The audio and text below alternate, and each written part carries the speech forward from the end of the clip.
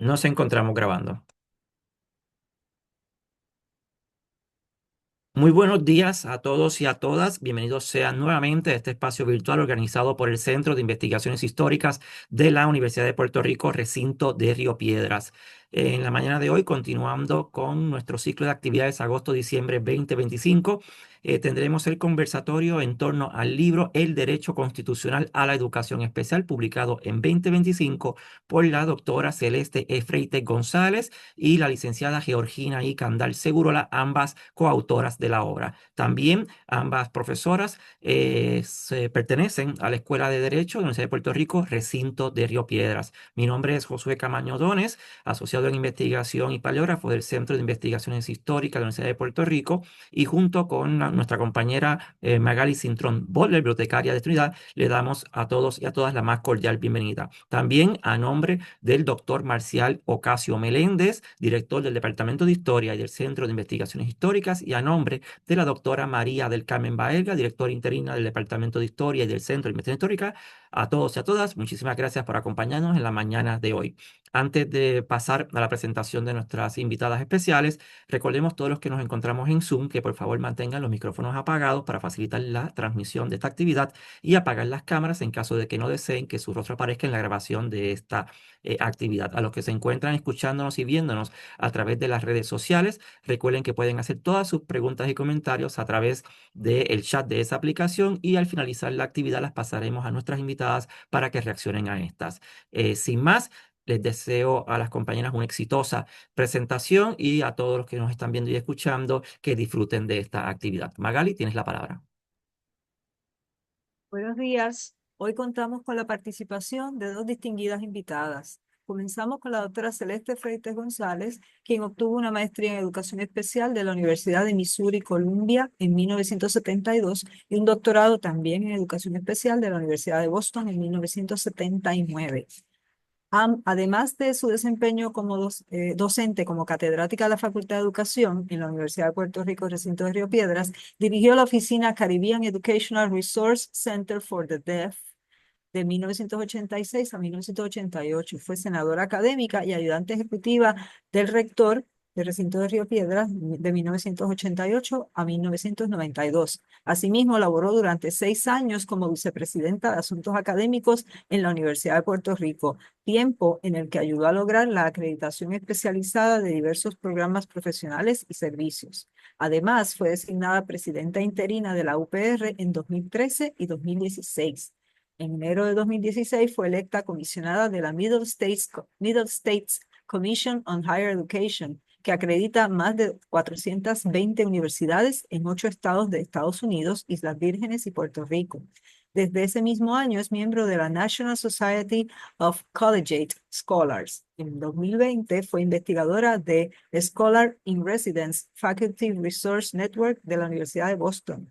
Durante varios años trabajó como perito del Tribunal de San Juan en el pleito de clase de Rosalía Vélez versus el Departamento de Educación de Puerto Rico, y participó también en la Comisión para la Transformación del Programa de Educación Especial en Puerto Rico, creada mediante la orden ejecutiva del gobernador número 2014-040.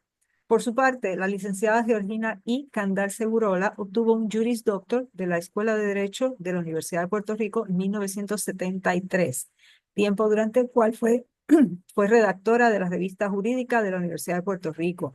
Luego cursó una maestría en Derecho en la Universidad de Harvard en Massachusetts en 1992.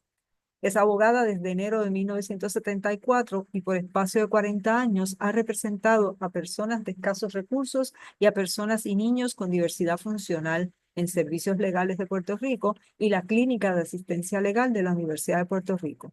En 1980 presentó con el licenciado Heriberto Quiñones Echevarría el pleito de clases de Rosalía Vélez versus el Departamento de Educación de Puerto Rico. Ese pleito reclamaba el derecho a la educación especial de los niños con diversidad funcional. La admitieron a postular ante el Tribunal Supremo de los Estados Unidos en junio de 1980. Enseñó en y dirigió la Clínica de Asistencia Legal de la Universidad de Puerto Rico entre 1986 y 1992. A partir de este último año, la designaron jueza superior en salas de familia y en salas de lo civil y completó 21 años de servicio. Presidió la Comisión de Derechos Civiles de Puerto Rico de 2014 a 2019.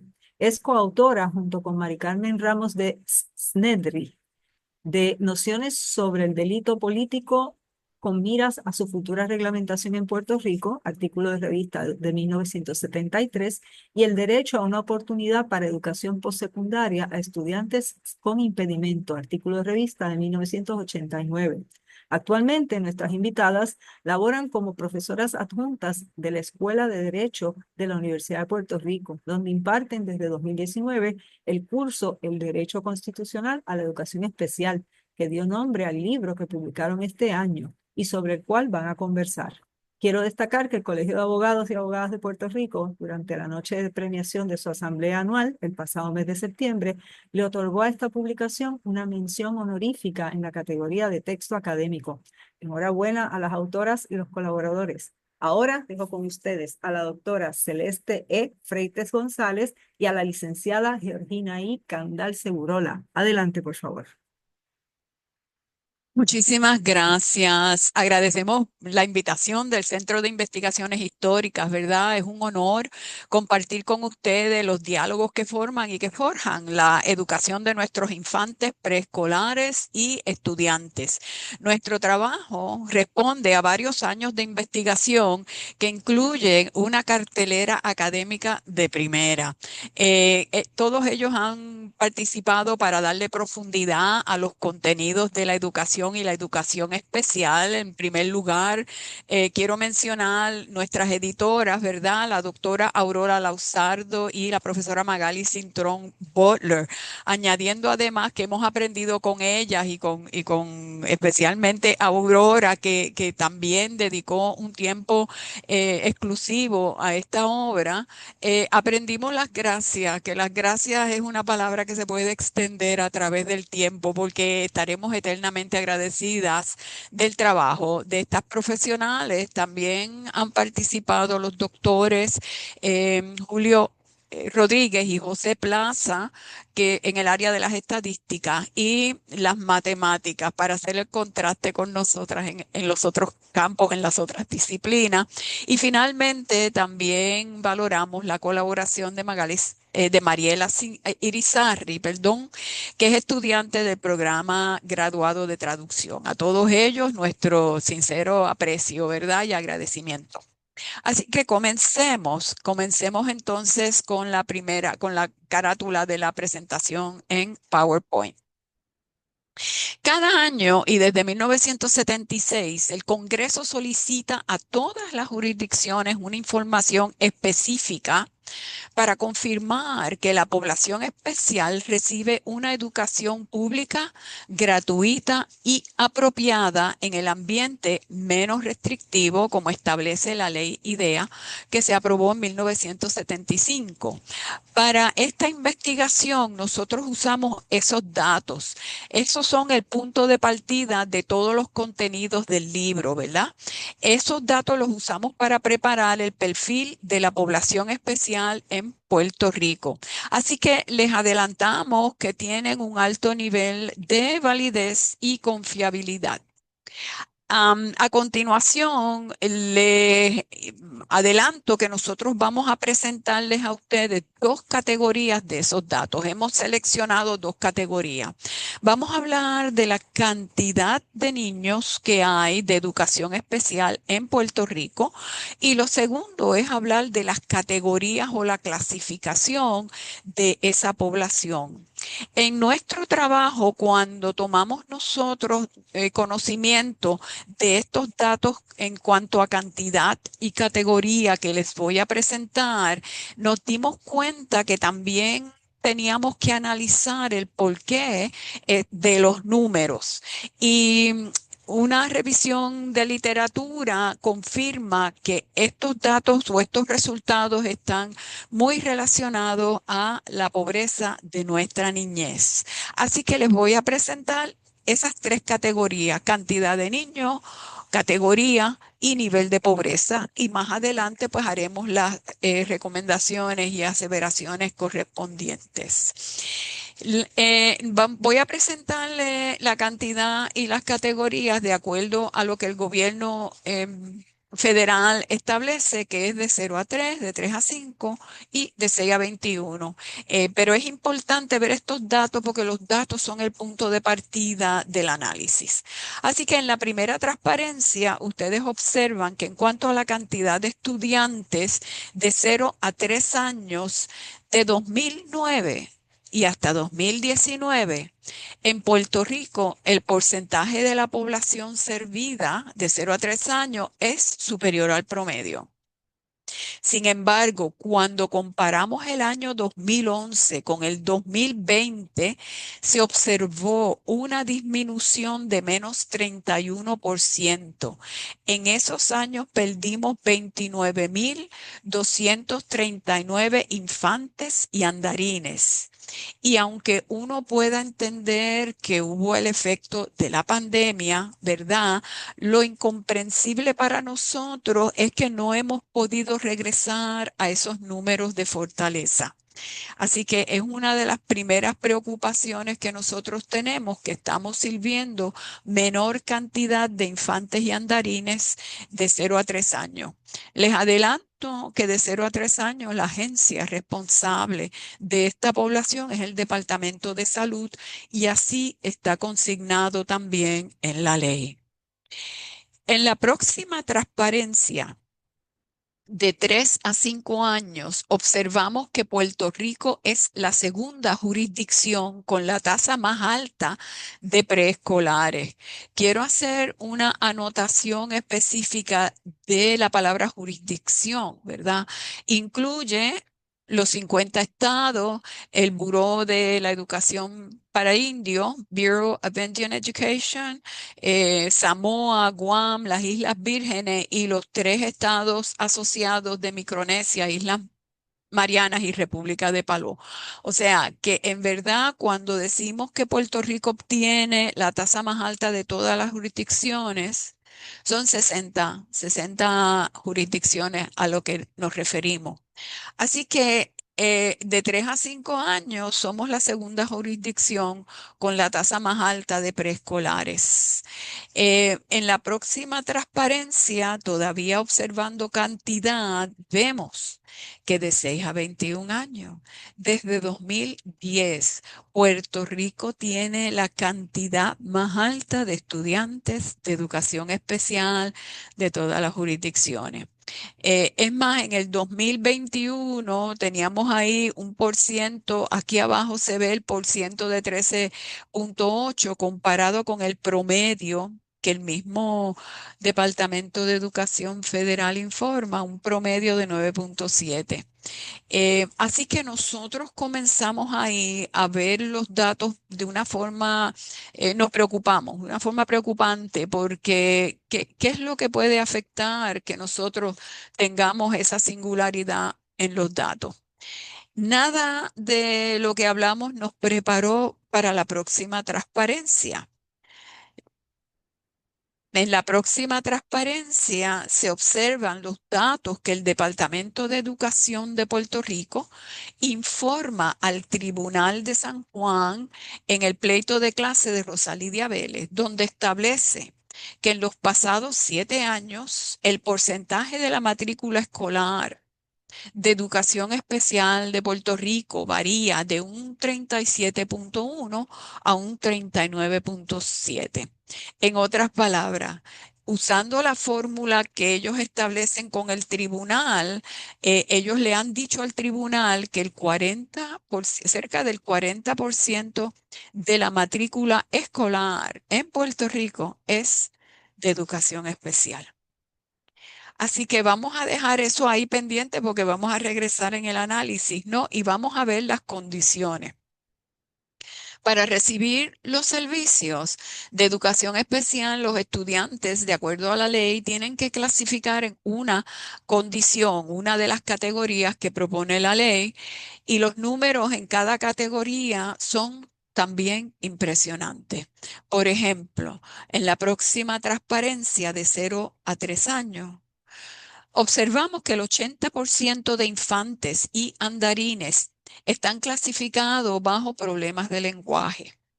Lo que tampoco está ahí, porque es mucho detalle, ¿verdad? Pero que quiero destacar es que el 65% de esa población son varones. Y esa variable de sexo es así en todo, desde el punto de vista internacional. Lo único es que para nosotros es un poco más alto, ¿verdad? Que los datos regulares. Así que tenemos ahí que el problema mayor son problemas de lenguaje. En la próxima transparencia, cuando observamos de 3 a 5 años, el 80% de infantes y andarines, ¿verdad?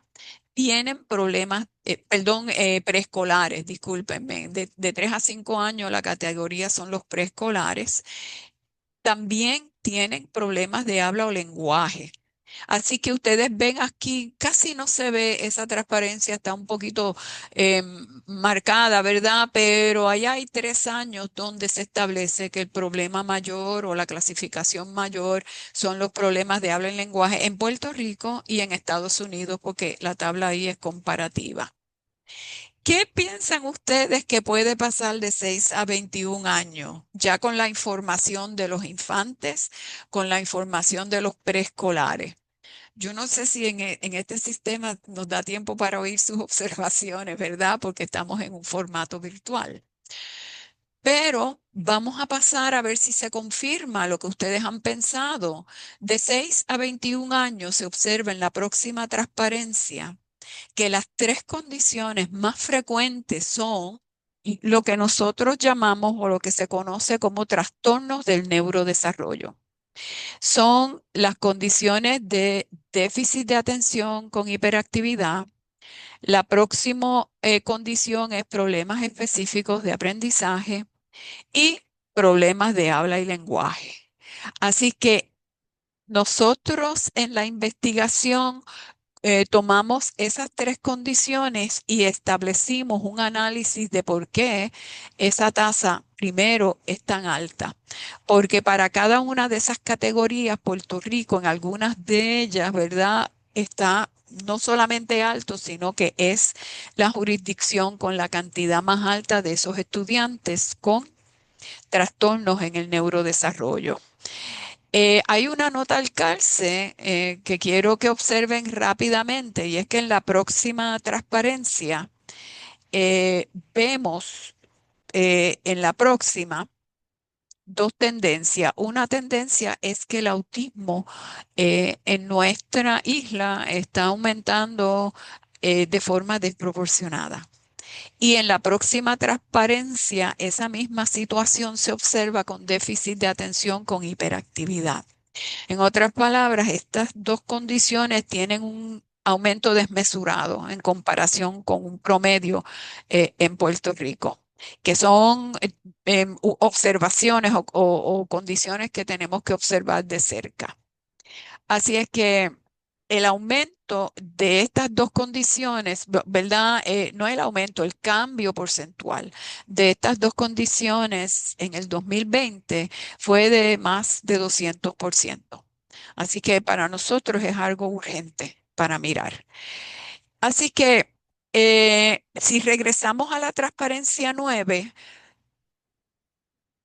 de 6 a 21 años, esa, observamos que las condiciones como daño cerebral, impedimento visual, impedimento auditivo, discapacidad, sordo ciego, todas estas condiciones tienen menos de de 1.0%. Así que hemos mejorado en el diagnóstico de las condiciones más evidentes. Quizás 20 años atrás, el aumento o la cantidad de estudiantes en estas categorías que están ahora bajo el 1.0% era mayor. Así que vamos a seguir entonces con la transparencia 13. En la transparencia 13, ustedes observan que nosotros trajimos al análisis los datos de pobreza. que son alarmantes, ¿verdad? Puerto Rico tiene los números de pobreza más alarmantes de todas las jurisdicciones en las pasadas 2 décadas, ¿verdad? Eso el Instituto de Desarrollo Juvenil pues tiene esa información y lo confirma de esa forma.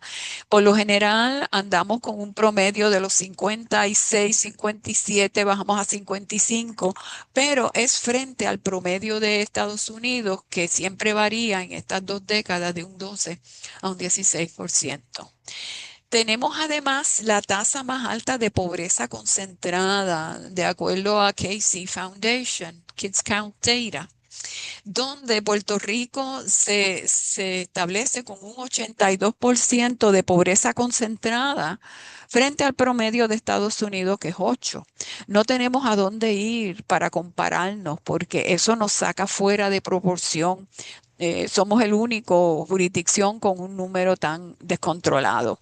Y le anoto, ¿verdad? Que el Kids Count Data, que es el sistema, ¿verdad? Lleva años recogiendo los indicadores que mejor proveen fortaleza para la niñez o afectan el desarrollo de la niñez y que estos datos son sólidos también, ¿verdad? Que uno lo primero que piensa, lo primero que yo pensé fue escribirles un memo, mire, ustedes no se han dado cuenta y hay un error terrible que tienen que corregir. Quiero decirles que pobreza concentrada es que están en un ambiente ya donde a través del tiempo se han mantenido en ese sitio, en ese nivel de pobreza y que muy probablemente no van a salir de ahí. Que hay jóvenes que salgan, pero claro que sí, no lo dudamos, ¿verdad? Pero en general, estos son ambientes de alto riesgo y las posibilidades de proyectar un éxito, ¿verdad? No, son pocas, son pocas. El tercer nivel de pobreza que vimos es el que de 0 a 5 años, porque nos interesó mucho el dato del nivel de lenguaje. Y ahí observamos que de 70% a un 80%, la niñez de 0 a 5 años en 20 municipios vive en un alto nivel de pobreza. Así que la pobreza de nuestra niñez nos alcanzó. De todo esto que les he dicho, entonces, si tenemos los datos tan desproporcionados de educación especial y pobreza, conviene elaborar la relación entre ellos. Durante las pasadas décadas, la disciplina de la medicina ha hecho unas aportaciones únicas en este campo. Universidades como Harvard con Center for the Developing Child, Yale como Center for Dyslexia and Creativity y Teachers College con Baby's First Year han desarrollado investigaciones científicas y longitudinales del desarrollo del cerebro usando unas tecnologías avanzadas de Functional MRI. En otras palabras, estas universidades que tienen acceso a mejor tecnología, ¿verdad? Una mejor tecnología han estudiado los niños que están en un alto nivel de pobreza. Los estudios han sido tan impresionantes que miden la riqueza del desarrollo del cerebro de los niños al nacer, los niños de un alto nivel de pobreza, y nuevamente a los 3 años. Entonces usan la estrategia y han encontrado que ese cerebro del niño en alto nivel de pobreza está comprometido en áreas del funcionamiento neurológico básico. Son niños, ¿verdad?, que no reciben un estímulo apropiado en la etapa más crítica de su desarrollo de 0 a 3 años. Así pues, no van a poder enfrentar los retos de apresto entre los 3 y 5 años, ni los retos escolares que tienen en primer año. Otra conclusión que surge de las distintas investigaciones, que para nosotros fue también un poco sorpresivo, es la relación causal entre los ambientes de alto riesgo o pobreza y el desarrollo fisiológico, específicamente de condiciones como problemas específicos de aprendizaje, problemas de habla y lenguaje y ADHD, o sea, los trastornos del neurodesarrollo. Esto es. Los estudiantes que no tienen una base de un lenguaje robusto tendrán problemas para la lectura, que es la destreza más importante para el éxito escolar. El efecto neto es que el lenguaje desatendido en las etapas más críticas del desarrollo de la niñez tiene una relación directa con las condiciones de neurodiversidad o neurodesarrollo que observamos de 6 a 21 años. Fíjense en que vivir en un ambiente de alto riesgo no causa las condiciones sensoriales como sordera, ceguera, sino las condiciones que llaman como soft neurological signs, que son las del neurodesarrollo, que son las tres en las cuales nosotros tenemos la tasa más alta. Em, Quiero regresarles otra vez a la transparencia 9 porque nosotros cuando vimos esa transparencia 9 para nosotros es muy importante porque primero que pusimos todo ahí, pero esa representación visual la miramos y decidimos que esa es la base de nuestro libro, determinar cuáles son las características comunes, ¿verdad? De esos tres trastornos del desarrollo. Y observamos que todos comparten una característica común y es que los niños y las niñas en estas condiciones tienen, y quiero hacer como una pausa porque esto está validado, tienen una inteligencia promedio o superior. Esto es. La disciplina de la educación especial ha evolucionado a su opuesto. Ya la educación especial dejó atrás el concepto de que o la asociación que tendemos a hacer de que estos niños tienen un problema intelectual. Ya sabemos que el 80 al 85% de la población especial de 6 a 21 años es inteligente. En la transparencia 14 van a observar, ¿verdad? Que las categorías del neurodesarrollo, ¿verdad? El marco conceptual, que quiero hablar brevemente de ese marco conceptual para que todos tengamos claro qué son los trastornos del neurodesarrollo. Estas categorías son recientes. Las condiciones como por ejemplo sordera, ceguera, diversidad intelectual que antes se conocía como retardo, todos estos están, hay en la literatura información amplia desde los 1850. Hay organizaciones que ya dan servicio a estas tres poblaciones que les mencioné, por ejemplo. Sin embargo, las del neurodesarrollo se identificaron por primera vez durante la década de los 60. Los problemas específicos de aprendizaje, ahí fue la primera vez que se trajo como una categoría importante del neurodesarrollo. Los problemas de lenguaje surgieron en la década de los 70 y el trastorno con déficit de atención e hiperactividad se incluyeron en la reautorización de IDEA en 1997. Así que entender la realidad que estos estudiantes tienen una condición de integración neurológica válida es complejo. Entre los factores que afectan entender estas condiciones son el diagnóstico que están ahí presentados en la transparencia.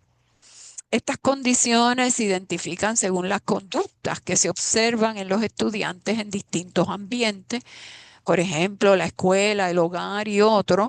Y es un proceso difícil para entender para padres y maestros porque vienen del pensar de educación especial, de que el especialista puede diagnosticar algo concreto. Usted va a la oficina del especialista y sale con el diagnóstico, ¿verdad?, del estudiante. Algunos padres y maestros comparan las inhabilidades del estudiante con su fortaleza, ¿no?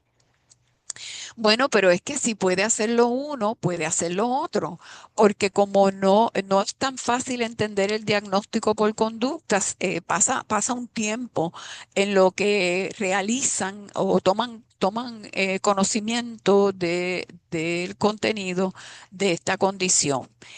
Cuando eso pasa, muchas veces se pospone la intervención hasta que el estudiante muestre atraso o problema severo. Así que el referido se hace más tarde y se pierde un tiempo valioso antes de llegar al diagnóstico correcto del estudiante. Esto mayormente en los ambientes de pobreza o de alto riesgo. El próxima transparencia observa otra variable que nosotros elaboramos en el libro y es el alto nivel de comorbilidad que hay en estas condiciones. Como se diagnostican por conductas específicas, el diagnóstico tiene que ser por un profesional, obviamente, pero a veces se hace difícil entender, mira, este estudiante con problemas específicos de aprendizaje, en el caso de este ejemplo que está en pantalla, también puede tener ADHD o puede tener dislexia o puede tener problemas de conducta, ¿verdad? O problemas de habla y lenguaje. Aunque en el caso de él, cuando uno organiza las conductas, el diagnóstico es problemas específicos del aprendizaje. Pero la comorbilidad o la interrelación entre conductas a los padres y a los maestros a veces se le hace un poco cuesta arriba entender. El tercer factor que quiero mencionar en la próxima transparencia es la inteligencia. Lo más que queremos es que los estudiantes tengan una inteligencia, ¿verdad?, para nutrirse de una educación apropiada. En este caso, la inteligencia del niño y de la niña es un arma de doble filo que trabaja en contra del estudiante. El pensamiento de padres y madres de que el estudiante es el más, pero mire, es el más inteligente de la familia. Resiste la posibilidad de que necesite un apoyo especializado en unas áreas y aumenta la interpretación y mensaje al estudiante, porque esto es lo que le decimos al estudiante, si tú quieres, tú puedes. Así que aumenta también el concepto de los mensajes de que es que los maestros a veces comentan, es que es vago. Es que es vago porque él puede, él es inteligente, mire lo que ha hecho en las matemáticas, ¿verdad? Así que con esa complejidad, una de las recomendaciones o la segunda recomendación que tenemos es entender que la inteligencia cobra nueva urgencia para el perfil de la población escolar en Puerto Rico. Nos tenemos que acercar más a medir y a enriquecer la inteligencia natural de nuestros estudiantes, muy en especial aquellos que están en escuelas de un alto nivel de riesgo o pobreza. En el libro tenemos un capítulo de doble excepcionalidad por la doctora Ana Miró, que es una especialista en ese tema y presenta un acercamiento profesional excelente a este tema. Doble excepcionalidad son los jóvenes talentosos, gifted, ¿no? Que además de eso tienen problemas para aprender. Así que esa categoría de 2G o doble excepcionalidad aporta y apoya muchísimo la necesidad de atender la inteligencia de nuestra población. Así que una tercera y última recomendación en mi presentación es que para una política pública educativa coherente tenemos que hacer un llamado al uso activo de los datos. El efecto neto es que los datos, nosotros entendemos, no se analizan, no se usan y ni siquiera se revisan. Cada año se envían cifras sin desarrollar proyectos o intervenciones para atender ese perfil.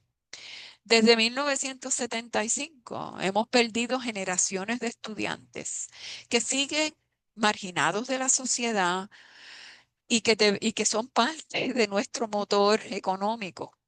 Las intervenciones para la población especial de niveles de alto riesgo o pobreza deben ser más específicas. Así que a modo de cierre y de presentar de una forma muy resumida toda esa información, vamos a la transparencia 18. Fernando Sabater nos recuerda, todo el mundo se educa. Nadie se va a quedar sin ser educado. Lo importante es saber por quién. Si no educan las personas más adecuadas, que es la familia o la escuela, entonces educará la calle, las pandillas, los malintencionados o el mundo delictivo. Mi apreciación entonces es que los educadores tenemos que llegar primero para asentar la base humanística y solidaria de la educación, para asegurar que los jóvenes desarrollen al máximo su inteligencia y su creatividad y que usen esas destrezas para el bien de la sociedad. Nos toca entender la inteligencia y llegar temprano. Gracias.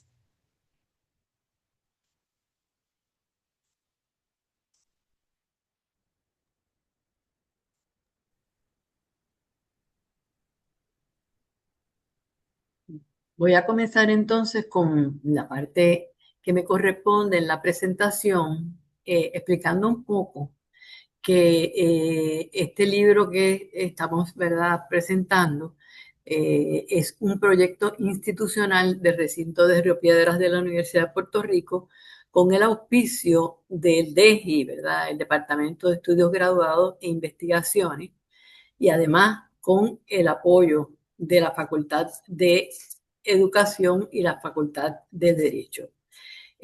Como ya ha señalado la doctora Freite, además hemos tenido un apoyo muy grande de la Facultad de Humanidades, porque la Facultad de Humanidades nos prestó, ¿verdad?, por decir así, a la doctora Aurora Lausardo y también a la señora Magali Cintrón Butler, que fueron las editoras de nuestro libro y que le agradecemos muchísimo la labor que ellas llevaron a cabo en este trabajo. Quiero darle un poco un trasfondo de por qué el nombre que nosotros escogimos del derecho constitucional a la educación especial. Como ustedes saben, la Constitución de Puerto Rico, en el artículo 2, sección 5, establece que toda persona tiene derecho a una educación que propenda al pleno desarrollo de su personalidad y al fortalecimiento, al respeto de los derechos del hombre y de las libertades fundamentales. Hemos querido recoger en nuestro libro la resonancia constitucional del derecho a la educación para distinguirlo de una simple dádiva del Estado en proveer servicios. Es decir, hemos pasado en la historia de la dádiva de, ay bendito, vamos a ayudarlo, la caridad, a un derecho que es un derecho constitucional y un derecho estatutario que se ha reconocido tanto en Puerto Rico como en los Estados Unidos. Esta disposición, ¿verdad?, que hemos citado del derecho a la educación que contiene nuestra Constitución, proviene del artículo 26 de la Declaración Universal de Derechos Humanos que se aprobó en 1948 y que establece una similar lenguaje en términos de que toda persona tiene derecho a la educación, que debe ser gratuita y que el objeto es tener el pleno desarrollo de la personalidad humana. Así de importante es el derecho a la educación porque tiene una raigambre no tan solo constitucional, sino internacional, que ha sido reconocida por muchos estados, ¿verdad?, del mundo en términos de las obligaciones de proveer una educación a todas las personas. Vamos a hablarle un poco del trasfondo histórico de la educación especial. A diferencia de la Constitución de Puerto Rico, que establece en nuestro artículo 2, sección 5, el derecho, la Constitución de los Estados Unidos no establece un derecho a la educación. Y entonces nos preguntamos de dónde proviene ese derecho que hemos dicho que se ha reconocido tanto en Estados Unidos como en Puerto Rico. Pues es de una interpretación de la enmienda 14 de la Constitución de los Estados Unidos, que se aprobó en 1868, que establece la cláusula que muchas veces oímos por ahí del debido proceso de ley y de la igual protección de las leyes. ¿Y qué es lo que quiere decir eso? Pues antes de esto, de esta disposición, ¿verdad? Esta se había establecido un poco para el periodo de la reconstrucción, ¿verdad?, donde se reconoció unos derechos de las personas de la raza afroamericana, pero a pesar de esa enmienda, seguía un proceso, todavía se continuaba un proceso de discrimen hacia las personas de la raza negra. De hecho, en Plessy versus Ferguson, que es un caso que se estableció en 1890, se configuró la doctrina que se ha oído mucho mencionar, que es la de separados pero iguales o separate but equal, en el cual se sostuvo la segregación racial en las instalaciones públicas durante más de 50 años. En ese caso se impugnaba un estatuto de Luisiana y establecía que si las compañías de trenes tenían que proveer alojamientos separados, uno para las personas de la raza negra y otras de las personas de la raza blanca. Una persona que alegaba ser 7/8 caucásico impugnó esas disposiciones y el Tribunal Supremo de Estados Unidos resolvió que la enmienda 14 no pretendía, contrario a lo que era el propósito, ¿verdad? Él no pretendía eliminar las distinciones basadas en color ni obligar a mezclar socialmente ambas razas, y sostenía, en contradicción con la realidad, que eso no hacía diferencia en términos de una visión de inferioridad hacia las personas de la raza no caucásica. En 1950, luego de 50 años de esa doctrina establecida en Plessy versus Ferguson, en 1950 la Asociación Nacional para el Progreso de las Personas de Color, el National Association for the Advancement of Colored People, que existe todavía el día de hoy, presenta el caso de Brown versus Board of Education, donde plantea el discrimen que hay en las escuelas, donde las escuelas proveen mejores recursos, mejores condiciones, inclusive mejores facultades, porque le provee además materiales mejores a las personas de la raza blanca que a las personas estadounidenses. En ese caso se plantea eso y es un caso, ¿verdad?, bien conocido, es un caso que establece un hito en la historia, que es el caso de Brown versus Board of Education, donde se reclama que la segregación racial en el sistema educativo constituye una violación a la enmienda 14 que se había aprobado en 1800 y pico y que todavía se mantenía a pesar de ese propósito de que fuera la igual protección de las leyes, pues no se establecía la igualdad. La histórica decisión de Brown establece que la educación es el fundamento de una buena ciudadanía y el instrumento principal para infundir los valores de la ciudadanía. Dice que es importante mantener en todas las escuelas una participación de toda la raza para poder ajustar a los estudiantes, es decir, desde los niños, prepararlas para el adiestramiento profesional y para ajustarse a su entorno. En ese caso se menciona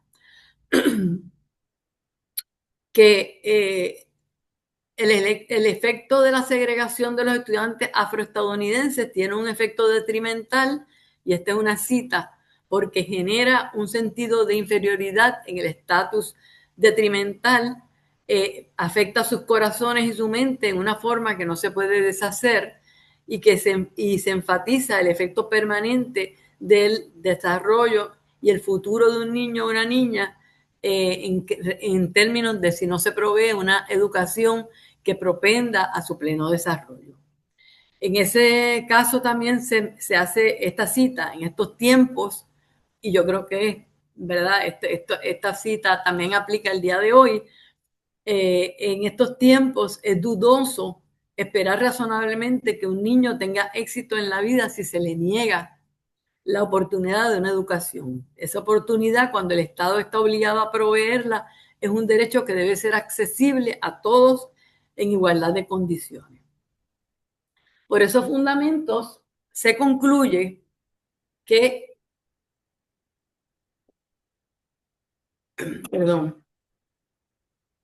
que mantener las instalaciones educativas segregadas perjudica la educación de este número de estudiantes que está segregado en otras facilidades. Como resultado del movimiento de derechos civiles que ya en 1950, 60 y 70 había radicado el caso de Brown versus Board of Education, presentó una conciencia a diferentes grupos, tanto étnicos como raciales, como grupos que tenían, eran grupos minoritarios, ¿verdad? Que estaban privados en muchas cosas en términos de los mismos derechos que los otros ciudadanos. Y surgieron los reclamos por diversos grupos, entre ellos los de los afroestadounidenses, los de las mujeres y los de las personas con diversidad funcional, a la igual protección de las leyes. Por eso vemos que un grupo de personas que postulaban, ¿verdad?, los derechos de las personas con diversidad funcional, radicaron el caso de Park versus Pennsylvania y Mills versus Board of Education en 1972, donde reclaman como padres de personas con diversidad funcional el reclamo a una educación para sus hijos basado en la enmienda 14 a la igual protección de las leyes y al debido procedimiento de ley. En Park y en Mills, ambos de 1972, se reconoce el derecho a la igual protección de las leyes de los niños con diversidad funcional a una educación en un ambiente inclusivo. Es decir, pasamos, como le he mencionado, de la caridad al derecho, ya que no va a ser como se hacía antes en instituciones segregadas, donde el estudiante no está en contacto con los otros grupos de la sociedad y donde no hay visibilidad de sus condiciones y su situación, a ser parte del entorno del sistema público en los Estados Unidos, y desde luego eso se refleja luego en Puerto Rico. En Puerto Rico tenemos el caso de Bonilla versus Chardón de 1987, que es después que se aprueba en 1975 la ley Education for All Handicapped Children Act, que, como ha señalado la doctora Freites, es el antecesor de la ley IDEA que se aprueba en 1990 y que cambia ese nombre y se le pone el nombre de Individuals with Disabilities Act de 1990. En Bonilla versus Chardón de 1987 se reconoce el derecho a la educación para la niñez como parte del artículo 2, sección 5, que ya hemos mencionado, de nuestra Constitución. Posteriormente, ¿verdad?, después de varias jurisprudencias que se radican después para darle, ¿verdad?, para afinar un poco qué es lo que quiere decir la ley de Education for Handicapped Children Act, y luego de establecer cuáles son una serie de servicios que se tiene bajo esa ley. En el caso de Andrew F. versus Douglas County de 2017, se establece el proceso para asegurar que el niño, bajo la ley de IDEA, tenga el derecho a un progreso, o sea, que se pasa a reconocer que la mera educación, es decir, la mera mejorar un poco, no es suficiente a establecer que la ley de IDEA y los derechos que da IDEA a un programa educativo individualizado según las necesidades de cada niño tiene el propósito de que el niño progrese tanto en su entorno educativo como en el funcional, porque es importante que el niño pueda desarrollarse en una sociedad en la que vive. Y se elabora, además de eso, en el caso de Andrew versus Douglas County, los criterios que tienen que utilizar las autoridades escolares de establecer explicaciones que sean contundentes y receptivas. Es decir, va más allá de lo que decía la ley, ¿verdad? Y da una interpretación de que la obligación del Estado requiere que el niño vaya progresando, que no se puedan repetir año tras año las mismas metas, sino que se tengan que establecer entonces metas que vaya progresando con unas metas sumamente retantes y sumamente ambiciosas para que el niño logre progreso. Quiero ahora en esta parte darle un poco de una visión panorámica de lo que contiene el libro. Ya la doctora Freites ha hablado de algunos de los capítulos y queremos destacar que presenta una visión multidisciplinaria de la educación inclusiva con un análisis jurídico del derecho a la educación partiendo de, ¿verdad?, el caso de Brown versus Board of Education y el caso de Park versus Pennsylvania y el caso de Mills. Presentamos un trasfondo histórico de las leyes IDEA, de la American with Disabilities Act y de la Ley 51 de Puerto Rico, que se desarrolla por la lucha de las madres, padres y organizaciones para lograr el derecho a la educación de sus hijos e hijas en una educación pública, apropiada, gratuita, que son el lenguaje propio de la ley IDEA y la ley Education for Handicapped Children, que establece eso. ¿Y qué quiere decir ese renglón? Pues no solamente que el Estado lo provee, sino que tiene que ser apropiada a su condición y que tiene que ser un ambiente inclusivo en el cual no se deniegue servicios educativos a todos los niños, no importa su condición. Presentamos por primera vez, como ha señalado la doctora Freite, el perfil de la población especial mediante un análisis de los informes al Congreso de los Estados Unidos y otras fuentes de información, con la colaboración de los excelentes profesores de estadísticas y matemáticas, el doctor Julio Rodríguez y el doctor José Plaza. Estos datos revelan que Puerto Rico es la segunda jurisdicción con la cantidad más alta de preescolares de 3 a 5 años y la primera jurisdicción con la tasa más alta de estudiantes de 6 a 21 años de todos los Estados Unidos, incluyendo las otras jurisdicciones.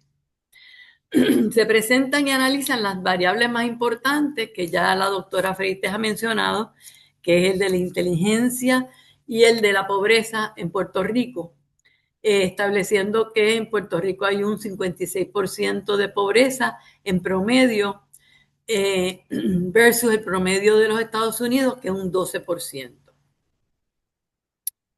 El capítulo 4, titulado Consideraciones en torno a la inteligencia, ofrece un currículo, nos señala como modelo de enseñanza que se presente un currículo retante para desarrollar esa inteligencia, porque estamos desperdiciando a esta cantidad de niños que tienen una inteligencia promedio o superior y que se llegan a 80% de nuestra población de educación especial.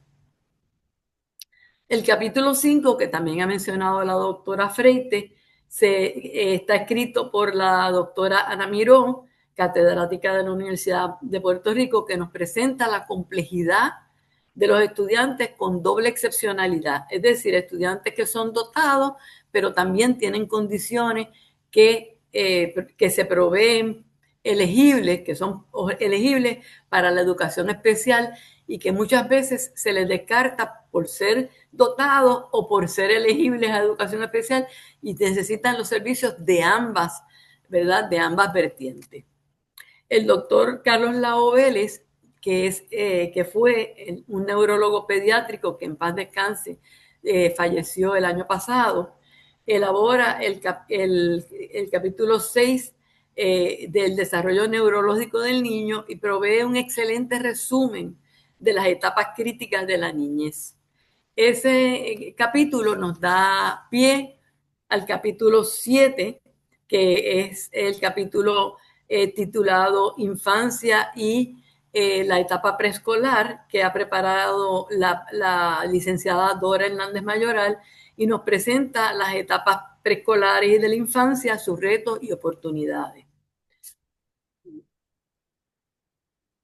Nosotros entonces presentamos las experiencias que podemos ofrecer a esos infantes que son tan cruciales, ya que, como sabemos, esa etapa de los 0 a los 5 años son la base para la inteligencia, el aprendizaje del niño cuando llega a la etapa escolar.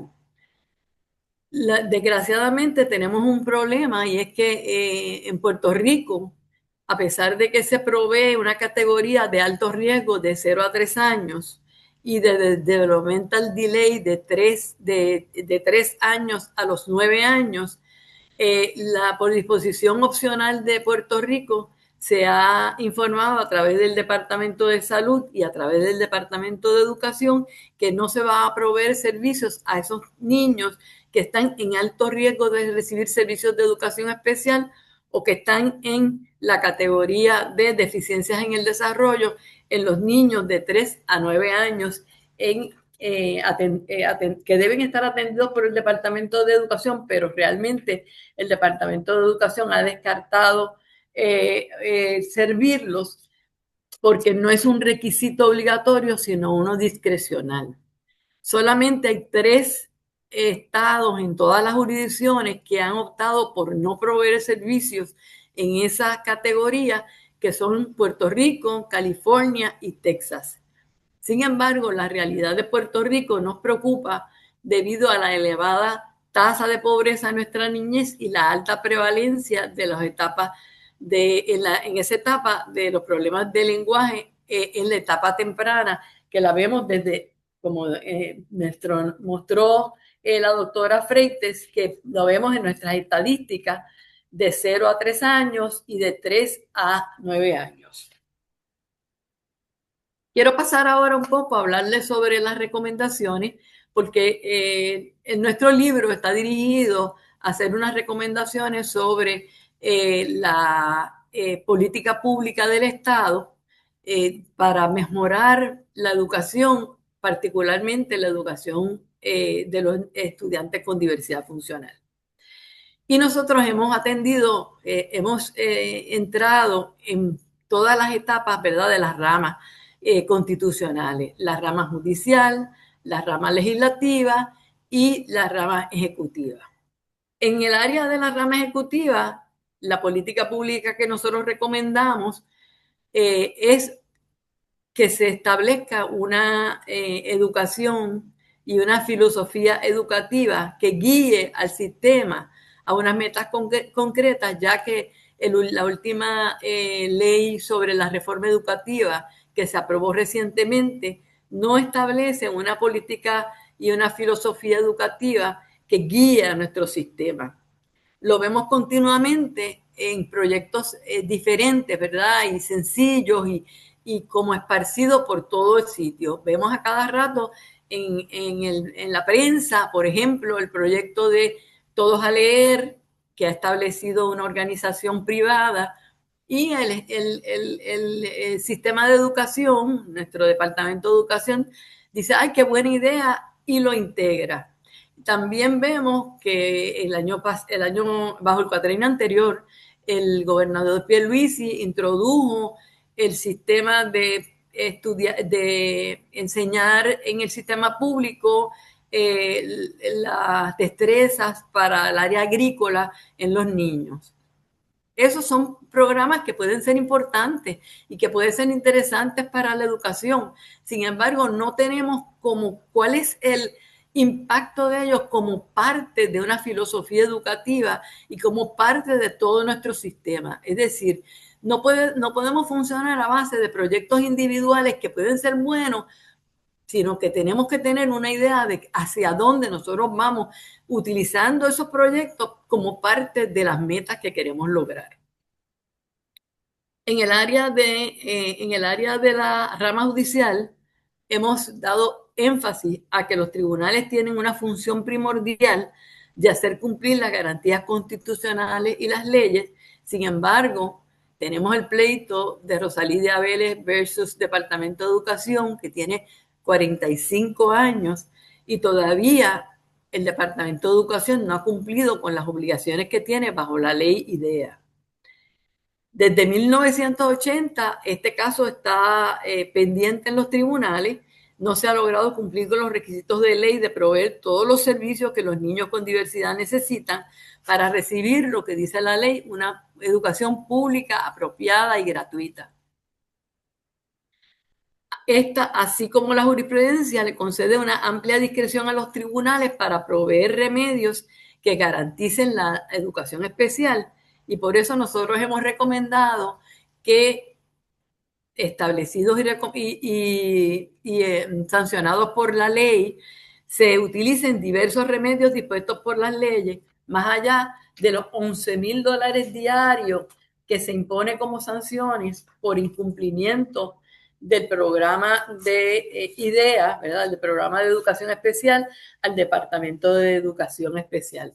Esas sanciones no estamos diciendo que se deben quitar, estamos diciendo que adicionales a esas se deben establecer otras funciones, otros instrumentos que tiene el tribunal y que no se están cumpliendo. Por ejemplo, estamos recomendando que se emitan órdenes judiciales dirigidas a funcionarios responsables de cumplir con las órdenes que se hayan desacatado. Es decir, el tribunal tiene varias medidas para hacer cumplir con lo que son las leyes y lo que son las órdenes del tribunal. Entre ellas, el desacato.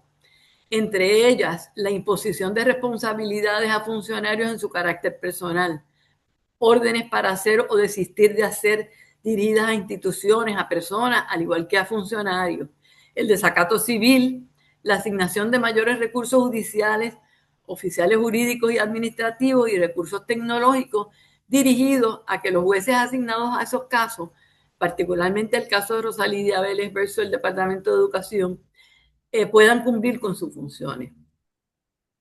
No podemos seguir descansando en los informes periódicos del caso que presenta la monitora del tribunal, que son un cuadro limitado de las situaciones, carecen de datos relativos a la efectividad y al progreso de los estudiantes. Además, los datos surgen del propio departamento, que tiene un interés, ¿verdad?, en reducir los costos que significan las multas.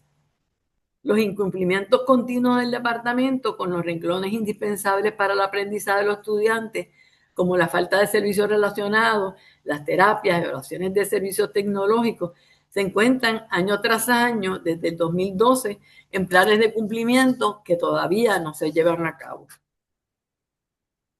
Los datos de los informes que se producen para comprobar el cumplimiento del departamento son el resultado de la información en parte que da el Departamento de Educación. Nosotros en esta también hemos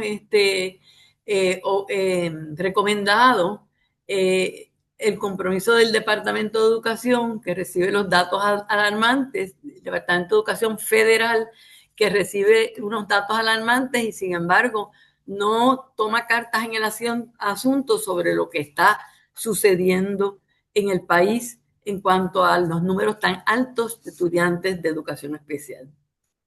Por último, este libro es un llamado en estos tiempos de ruido ensordecedor de que todos los que de alguna forma, ustedes, ¿verdad?, que intervienen en la etapa educativa, nosotros que tenemos familiares, niños con diversidad funcional que son familiares, o que de alguna forma estamos envueltos en la educación, a que participemos en proveer a estos estudiantes de educación especial todos los recursos que ellos necesitan para poder desarrollar esa educación y lograr el progreso que la ley de IDEA recomienda y requiere de todos nosotros.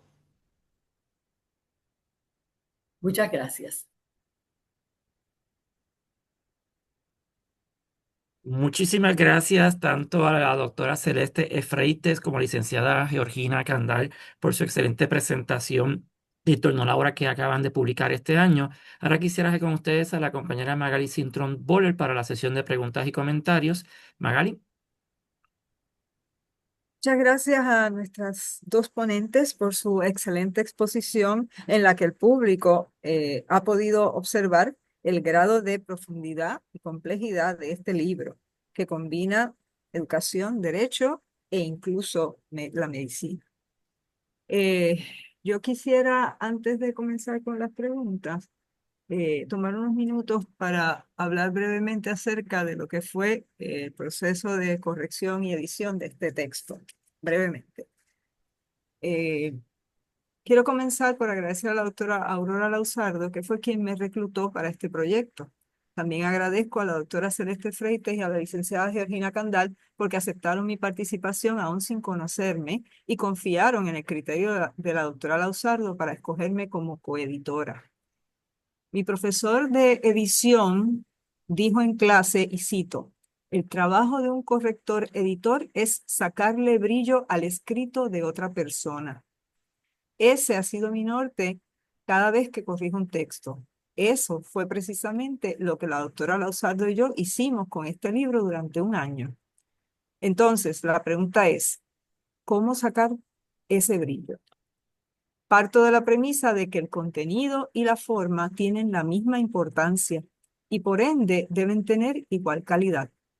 Un texto puede contar con una redacción impecable y sin embargo carecer de un contenido de calidad o no aportar nada nuevo. Del mismo modo, puede tener ideas o planteamientos interesantes o novedosos cuya lectura no fluya debido a una pobre redacción. En este caso, el resultado es que el mensaje no se transmite de manera adecuada. Por ejemplo, algo tan sencillo como una coma mal puesta u omitida puede cambiar el sentido de una oración. Para corregir es indispensable contar con un dominio de las reglas gramaticales y ortográficas vigentes.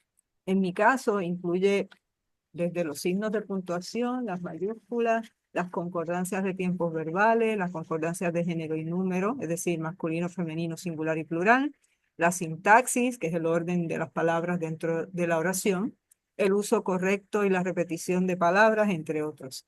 Por supuesto, hay que verificar los márgenes, los párrafos sangrados, los espacios y que las notas al calce y la bibliografía contengan todos los elementos y mantengan el mismo formato según el manual de estilo que se utilice. Suelo decir que no corrijo los suspiros porque no los veo en el texto. Por su parte, la doctora Aurora Lausardo llevó a cabo una extraordinaria labor de edición para que el texto fuera lo más preciso y conciso posible y que la lectura fluyera con facilidad y con sentido completo. Reducir el tamaño de un texto representa otro gran reto, porque no se trata de cortar por cortar, sino que hay que cortar con sentido y unir las partes restantes de manera adecuada sin afectar el contenido, ¿verdad? El mensaje, el significado.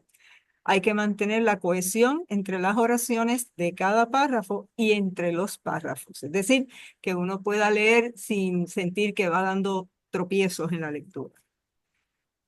Por otro lado, si bien es cierto que el autor es el responsable del contenido, tengo la costumbre de señalar cuando detecto algo que no es correcto o preciso. Esto sucede, por ejemplo, cuando el nombre de una organización, institución, agencia, entidad, etcétera, cambia con el tiempo, ¿verdad? Tal es el caso, por ejemplo, del Departamento de Instrucción Pública, cuyo nombre cambió en 1992 a Departamento de Educación de Puerto Rico. El trabajo de corrección y edición fue arduo e intenso, pero estamos muy, muy complacidas con el resultado. Ok, vamos entonces a pasar a las preguntas. Yo voy a hacer una pregunta que dice, ¿cómo surgió la idea de escribir este libro y cómo pusieron en marcha este proyecto? Magali, yo puedo hablar antes de que empecemos con los comentarios sobre las preguntas, y es que quiero hacer, dar un agradecimiento al Centro de Investigaciones Históricas por esta invitación, que no sé si fue parte de lo que dije al principio, pero quería mencionarlo porque realmente ha sido para nosotros un gran honor estar en esta transmisión, y particularmente esta invitación que nos ha dado, y agradecerte a ti, a señora Sinton Butler, por esta invitación que nos ha hecho. Y además quería expresar, como hablaste de cómo fue el proceso de edición. Quiero decir que fue bien rigurosa, pero siempre fue bien familiar y bien considerada. Así que yo siempre se lo agradezco tanto a Aurora como a ti. Te lo agradezco mucho, que fue siempre desde una posición muy suave, muy agradable, muy familiar. Así que lo agradezco y quiero decirlo.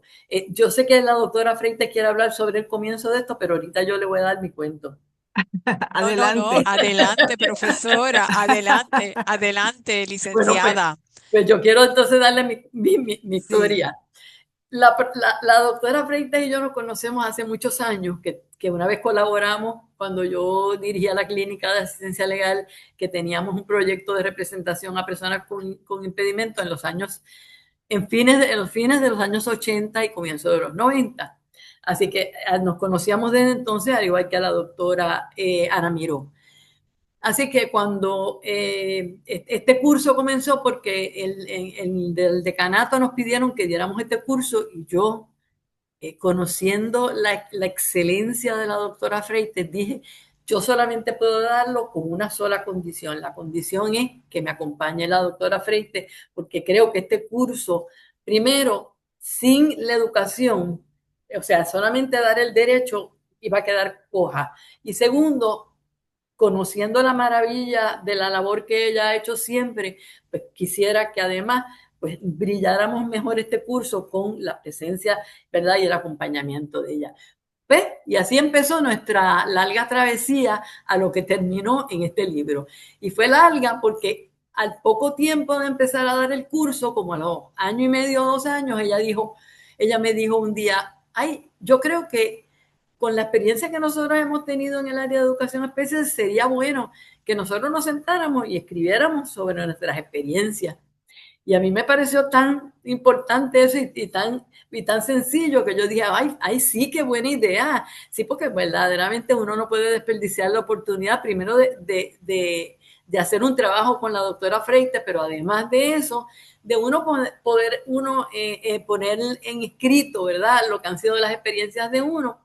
Pero yo me creía todo este tiempo que esto iba a ser un simple artículo de revista jurídica, una cosa breve, y no sabía que nos íbamos a comprometer por un trabajo de más de 2 años en la elaboración de lo que terminó siendo un libro que agradezco enormemente, ¿verdad? Este empuje de la doctora Freita, porque yo no lo hubiese hecho si no hubiese tenido ese empuje de parte de ella y de la ayuda de la doctora Lausardo y de Magali Sintrombote.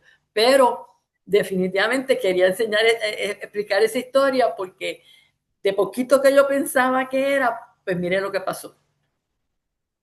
Yo creo que lo maravilloso, primero, si empezamos por ese camino de felicitarnos mutuamente, no acabamos, porque la admiración que yo tengo de la licenciada es por igual un profesional de primera con unas experiencias desde el punto de vista legal que maneja el detalle, por ejemplo, de la educación. O sea, no es que nosotros no nos dividimos tan diametralmente, exclusivamente en educación y en derecho. O sea, ella brinca la verja para este lado con frecuencia y con un sentido Y con filosófico y de permiso. realidad y con permiso, a pesar de que es litigante, ¿sabes? No pierdan perspectiva de eso. Pero sí, yo quería decir que todas las grandes obras siempre son colaboraciones de gente atinadas que están dispuestas a entender lo que es una aportación. Nosotros ese curso ahora que lo damos, hemos invitado estudiantes graduados de otras facultades, de otras disciplinas. Hemos tenido estudiantes de trabajo social, de psicología, de educación.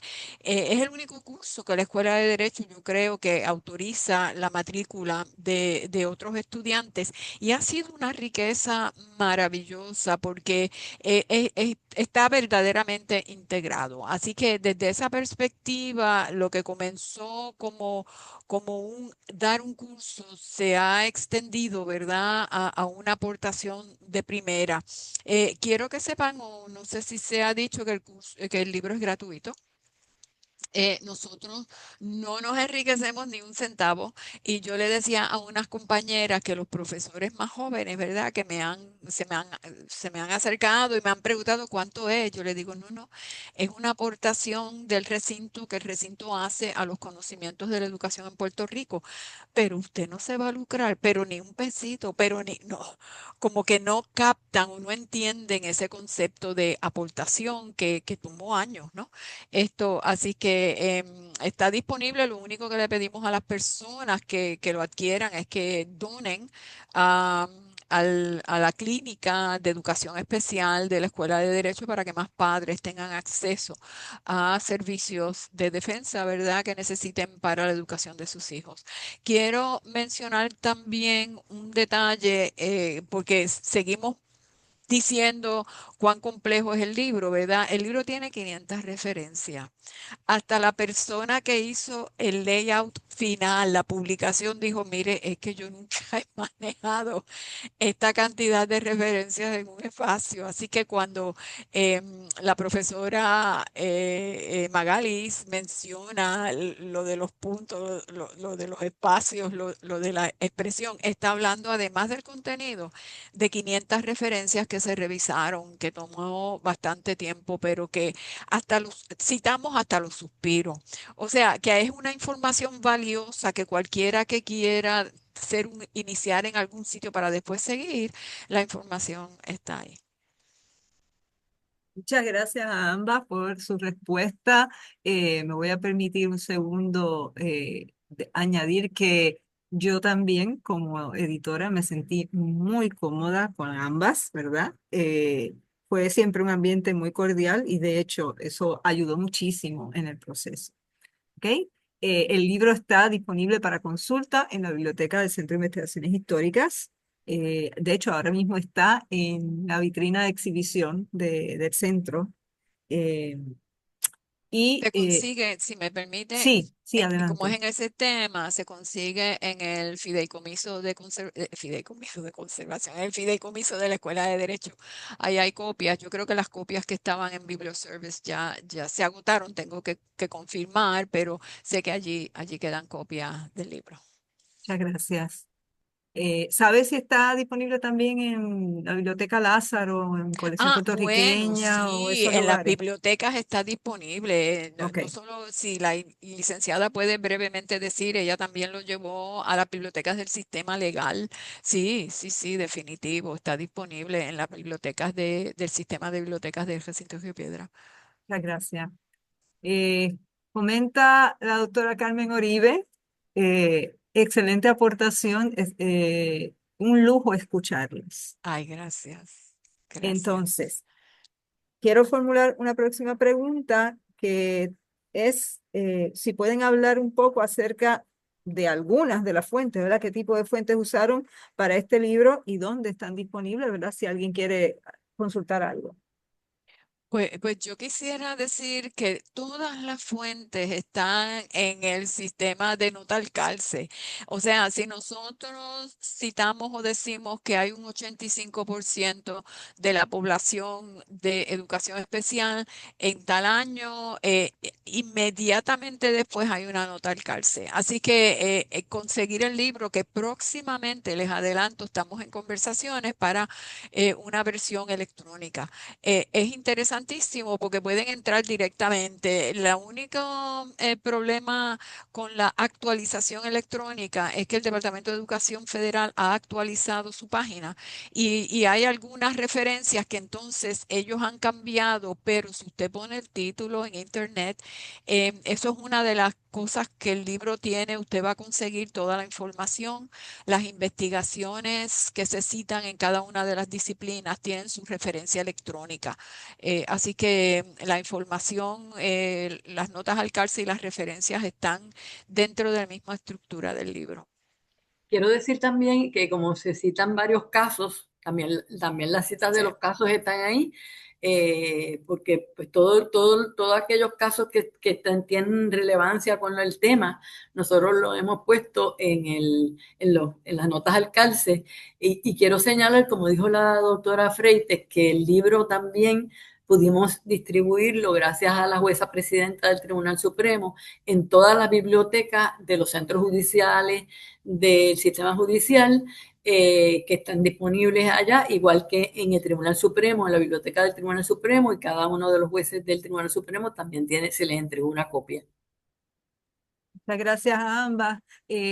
Cuando yo mencioné lo de las fuentes, me refería, por ejemplo, recuerdo que ustedes usaron informes del Departamento de Educación Federal, ese tipo de cosas, un poco para que la gente sepa qué tipo de fuente fue la que usaron. Bueno, para el Dígame. capítulo, sí, para el capítulo 3, que es el más, es el grueso del comienzo, como digo yo, todo es anualmente, todas las jurisdicciones tienen por obligación, ¿verdad?, de ley, que entregar, y esto desde 1976, tienen que entregar los datos de educación especial de su jurisdicción. Y entonces nosotros pues pasamos por una situación muy interesante porque fuimos al Departamento de Educación y nos atendieron con muchísimo entusiasmo, nos dijeron cuán importante era esta investigación y este trabajo, pero se les hizo como un poco difícil otorgar o darnos los datos, lo cual fue quizás lo mejor, porque cuando usted puede entrar, pone Annual Report to Congress, IDEA, porque informe anual al Congreso hay muchos temas, o pone educación, ubica educación especial y ahí tiene todos los informes desde 1976, cada uno varían de 300 páginas a 100, a 200, pero entonces vino la labor de los estadísticos y los de matemáticas de seleccionar. Así que nosotros en un momento dado tuvimos los informes al Congreso como de 5 años distintos y de ahí entrábamos y salíamos comparando y seleccionando. Hicimos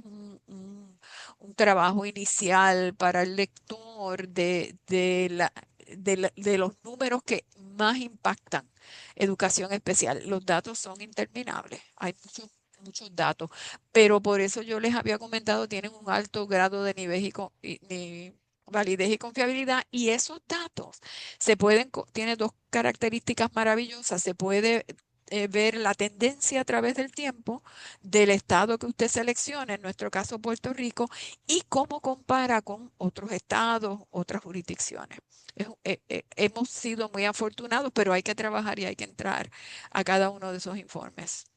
Quiero agregar a lo que dijo ya la doctora Freites, que además utilizamos la fuente del Instituto de Desarrollo de la Juventud y de Ann Casey Foundation, que tiene también unas estadísticas, y la doctora Freites y yo, con la ayuda de la estudiante de traducción Mariela Irizarry, hicimos un examen de los 200 y pico de folios del expediente de Rosalía Vélez. Los folios quieren decir expedientes que estaban o que están en el Tribunal Superior de San Juan. Nosotros examinamos cada uno de ellos, hicimos anotaciones y hicimos unas composiciones de datos en cuanto a lo que allí se establecía, como algunos que ha mencionado la doctora, que provienen de los informes de la monitora, en el caso de Rosalía Vélez. O sea que nosotros comparábamos y mirábamos diferentes fuentes, aparte del que hay ¿verdad? De los informes al Congreso, para abundar en ciertas áreas que esos informes no cubrían. Muchas gracias a ambas. Para redondear entonces en esta pregunta y para que quede completamente claro para el público, muchas de las fuentes primarias, ¿verdad? De las que estamos hablando, ustedes las pudieron consultar en línea, muchas, ¿verdad? Otras como la que acaba de mencionar en el tribunal, ¿verdad?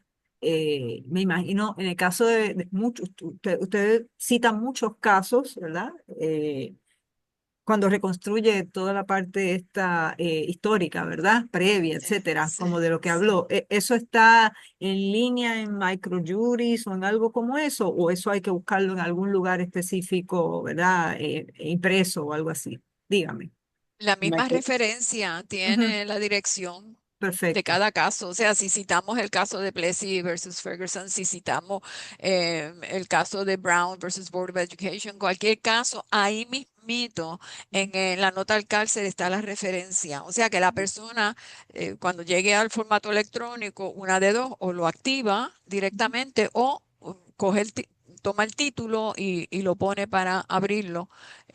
No sé, licenciada, si quieres añadir No, algo. los casos sí están disponibles en Microjuris y todas aquellas fuentes de citas legales, LexisNexis, y etcétera, se pueden conseguir. Perfecto, muchas gracias. Todo esto es por si alguien, ¿verdad? Más adelante, porque Claro, estas grabaciones las escuchan no solamente estudiantes, profesores, investigadores, ¿verdad? Y todo esto pues facilita pues, excelente. poder ubicar qué fuentes y dónde, ¿verdad? ¿Cómo decir? Ya ustedes andaron un camino, pues que el próximo no tenga que andar el mismo camino, ¿verdad? Que lo tome donde ustedes lo dejaron. Bueno, me queda una pregunta que es un poco distinta, ¿verdad? De las dos que acabo de formular. Eh, Dice, ¿qué repercusión, si alguna, si les consta a ustedes, ¿verdad? ¿Qué repercusión, si alguna, ha tenido este libro entre las autoridades del Departamento de Educación de Puerto Rico o en las comisiones de educación de la Asamblea Legislativa, tomando en cuenta que ustedes presentan unos lineamientos específicos de política pública que parten del perfil del estudiante de educación especial, que fue lo que la licenciada mencionó, ¿verdad? Que el último capítulo se dedica a eso. ¿Saben si el Departamento de Educación sabe de este libro, si ha expresado algo, o las comisiones, ¿verdad?, de educación de la legislatura? Bueno, le puedo decir que recuerde que es bien temprano porque nosotros lo sacamos, nosotros lo dimos en verdad a distribuir o se dio a distribuir en abril de este año, así que hace muy poco. Sí, nosotros lo hemos puesto en todas las bibliotecas, incluyendo la biblioteca de la Universidad Interamericana, la Escuela de Derecho de la Universidad de Puerto Rico, lo llevamos también a a la Pontificia Universidad Católica. En términos de las repercusiones que va a tener, le puedo decir que parte del propósito de llevarla a la rama judicial que tiene el caso de Rosalidia, ¿verdad? Era que tuvieran una referencia que pudieran ellos accesar sobre educación especial, porque los jueces no necesariamente trabajan todos los días con casos con esa ley, que es una ley bien específica, con mucha reglamentación, etcétera. Así que eso está por verse en términos de cuál va a ser el resultado. En cuanto al Departamento de Educación, pues nosotros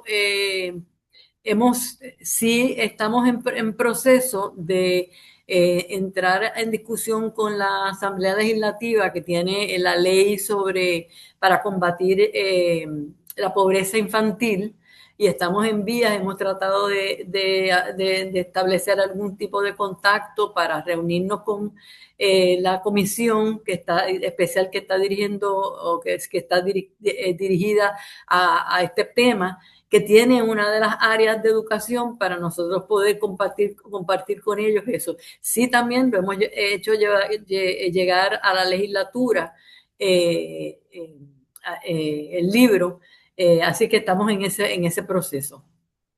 Sí, y yo quisiera añadir que en las presentaciones que hemos hecho, por ejemplo, la primera presentación que se hizo la Escuela de Derecho, ¿verdad? Que es cuando se informó del libro, había representación de los ayudantes del secretario de Educación, y en esa presentación tuvimos la reacción de la senadora María de Lourdes Santiago y también del senador Denis Márquez, representantes, y ellos están al tanto, tienen su copia del libro, así que entendemos que próximamente vamos a poder elaborar un poco más, especialmente nos ilusiona muchísimo ese grupo de trabajo, los legisladores, ¿verdad? La ley para combatir la pobreza infantil, que yo creo que ahí sería un buen punto de diálogo bajo la unidad que ellos ya tienen de educación, así que creo que ahí nos va a ir muy bien. Otras personas que han presentado sus observaciones al libro incluyen al doctor César Rey, que fue pasado secretario secretario de Educación, incluyen al doctor Aragunde, que también fue pasado secretario de Educación. O sea, hemos tenido unos conversatorios con una riqueza tal que ya hemos recopilado unos alineamientos de una forma más específica que cuando nos toque llegar a estos grupos, ¿verdad? Como los grupos legislativos, creo que vamos a estar entendidos en la necesidad de aportar, de incidir y de trabajar con esta agenda. Muchas gracias. Evidentemente van abriendo camino poco a poco porque en efecto el libro se publicó hace poco relativamente, ha tenido unas cuantas presentaciones ya en distintos lugares y supongo que les quedarán algunas todavía. Sí. Eh, pero es importante que eso, yo siempre digo que pues, los libros no deben quedarse simplemente en los anaqueles de una biblioteca, ¿verdad? Son importantes en una biblioteca, pero este en particular es de esos libros que tienen que trascender ese espacio, ¿verdad? Y llegar a, pues en el caso de la legislatura, al grupo que podría hacer algo para modificar, ¿verdad? Aprobar proyectos de ley que mejoren la situación de los jóvenes, ¿verdad? De educación especial, ¿verdad? Que es el caso que nos compete hoy. Eh, no quedan preguntas. Antes quiero preguntarle a mi compañero Josué Camaño si él va a formular alguna. No, la pregunta que tenía era en torno a las fuentes, pero ya las compañeras profesoras las contestaron. Perfecto, perfecto. Pues yo voy entonces a leer un pequeño párrafo con el que quiero cerrar esta sección de preguntas y comentarios. Y es un extracto, ¿verdad? De algo que yo escribí para cuando terminó el proyecto. Cuando aquel día que la doctora Aurora Lausaldo envió por correo electrónico tanto a las autoras como a mí, y me imagino que al resto de los colaboradores también, yo escribí un mensaje de correo electrónico como de cierre de proyecto. Eh, y dice...